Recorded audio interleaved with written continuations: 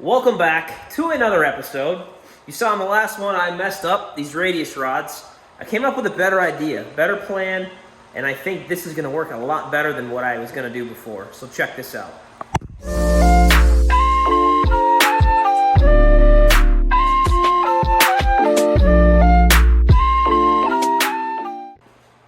Originally before, what I was going to do was run a cross member. Still haven't welded these in yet, which we're going to get hopefully that done today.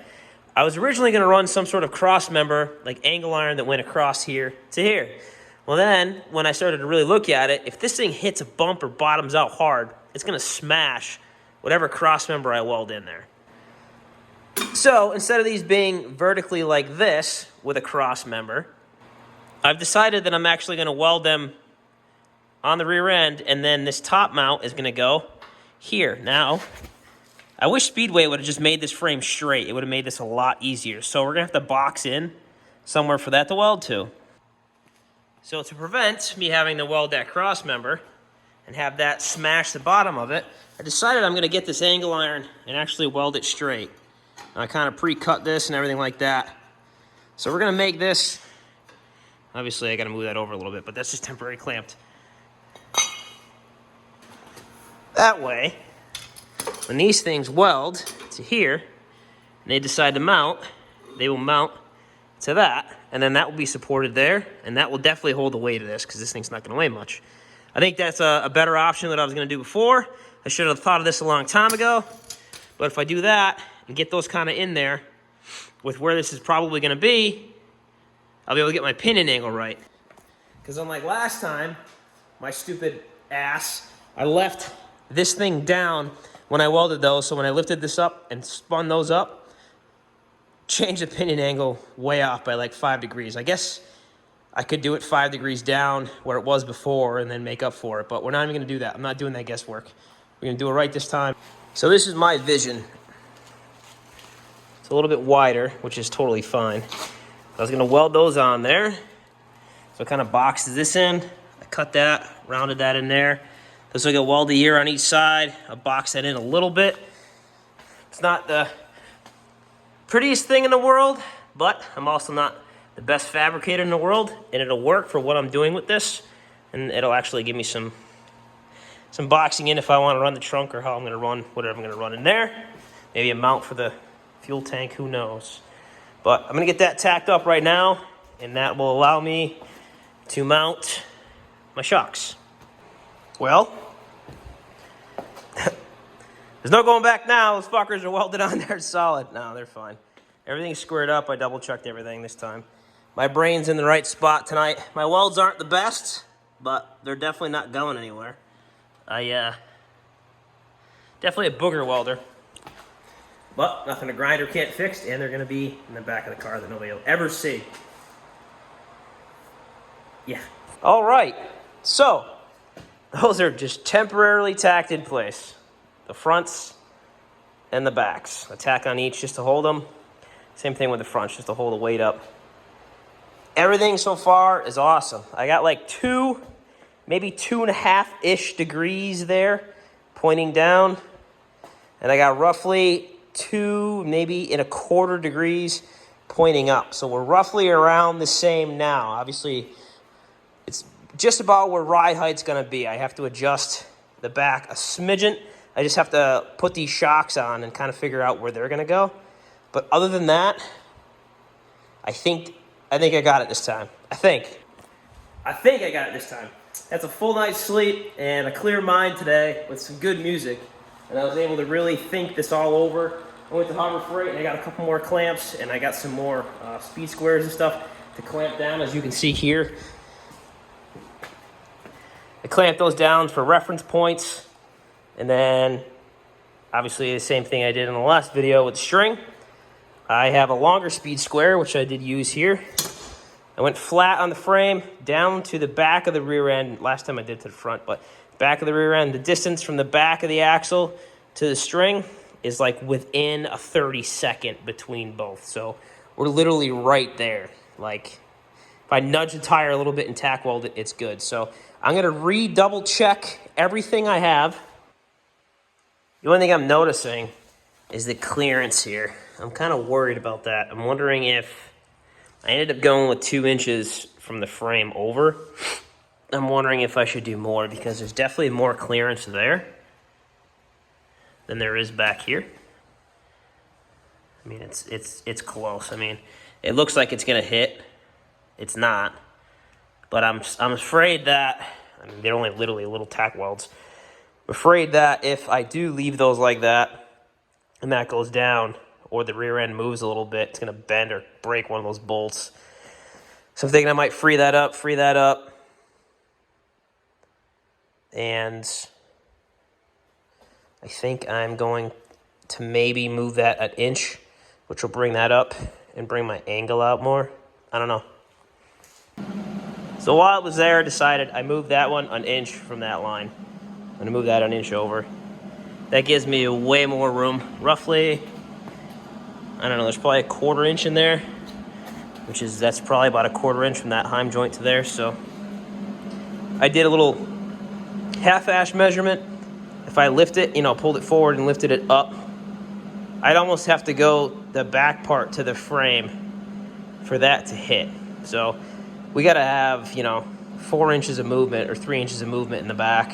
And that rear end shouldn't be moving left and right 3 inches. I mean, at most it's gonna go 1/4 inch. So I should be good. The only other thing that might throw me off is these are those nuts I bought, the Dorman ones. They are bigger than like the regular jam nuts. So that could be one of the reasons why.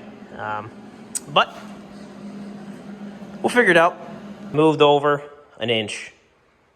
So it's 3 inches from the side, which gives me a lot more clearance for my liking. Both sides are done now. I'm gonna get these shocks kind of mounted up to where they kind of have to go.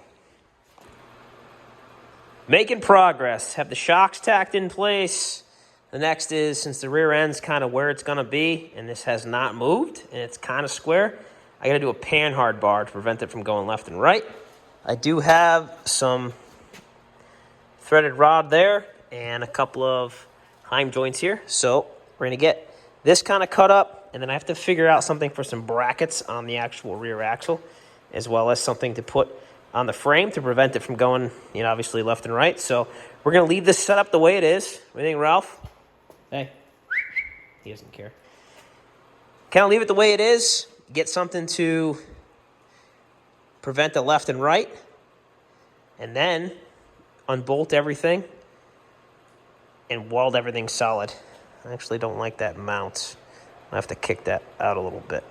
Double check that one before I weld it solid, but we're getting there, little by little. Of course, it never ends. I had sent a picture to my buddy. I welded those brackets upside down. So I grinded them off real quick, retacked them. It didn't move. Nothing moved. I kind of socked those down a little bit, as well as those brackets with some booger welds. I'm gonna clean those up. Essentially what I'm gonna do is kind of get it tacked in place. I started making a panhard bar, get this all tacked in place to where I can unbolt the rear end, get it out, and then weld this all solid outside of the car so I can grind it, clean it up really nice, and make it look better than what it is. And then have a friend come over and weld that thing solid, as well as those brackets. As far as the panhard, I made 2 little bracket thingies with 5/8 hole to go on the end of the heim joints. I'm probably just going to round these off a little bit with the grinder. What I did was I cut these 2 together, same length, same width. I tack welded them together and then drilled them that way. They're exactly the same. I'll grind the welds off now.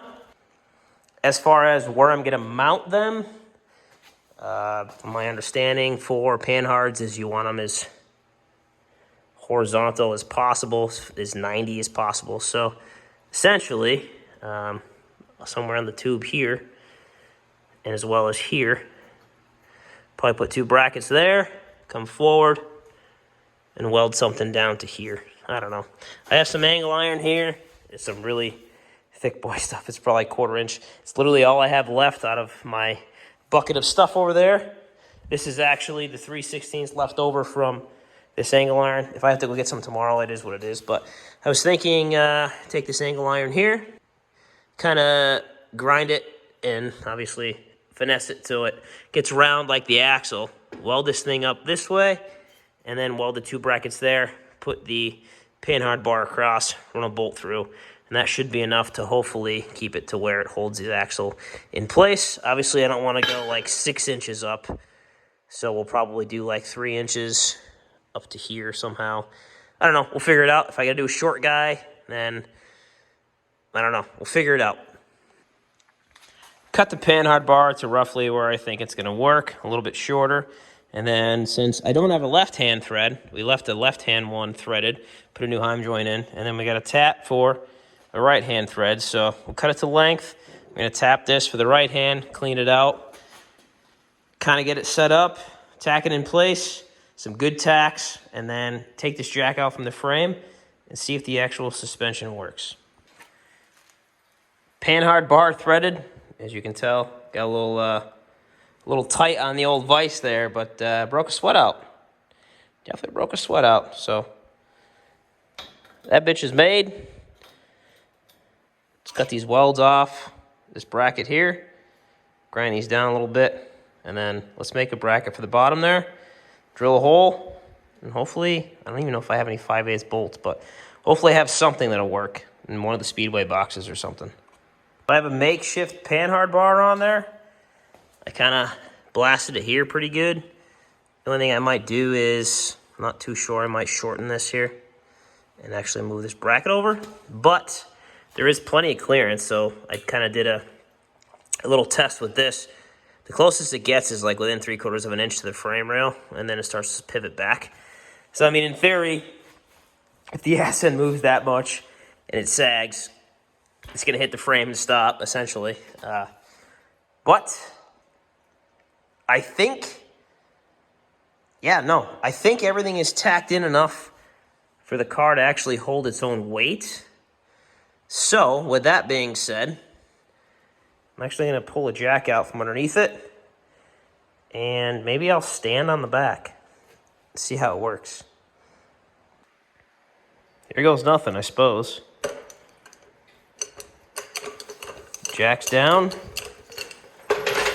She's holding the weight all by herself.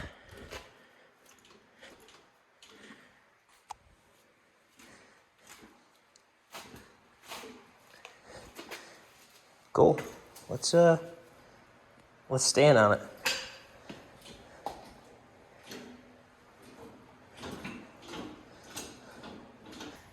Like a little kid at a candy store right now.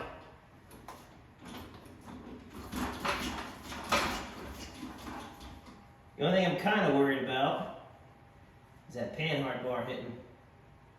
I actually might have to jack that up a little bit, or maybe lift that part up there, get it closer to the top here. But yeah, if I jump hard enough, it hits. But I mean, the suspension works. Hell yeah.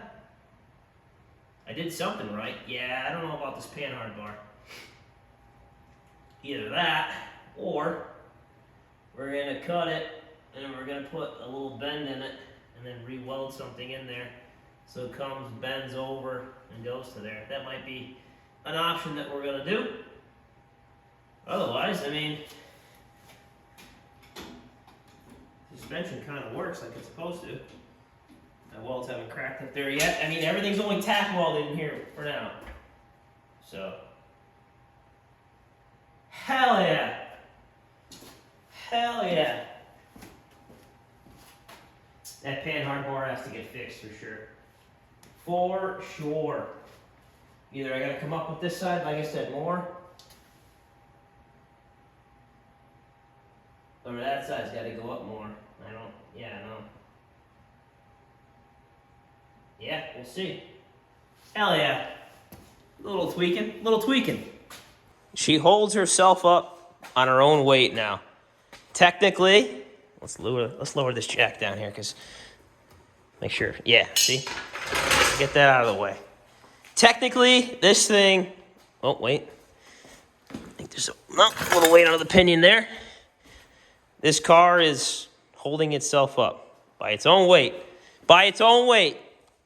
My dumb ass built this thing here in my garage. Super stoked right now. Super stoked. Starting to look like a hot rod, boys. Woo! Super excited. I have a little bit more geometry to figure out, but it's 1:15 in the morning. I'm going to have a victory beer, and I'm going to call it a night. So, hey, if you're watching, I think this is episode 5. The last one was my mess-ups.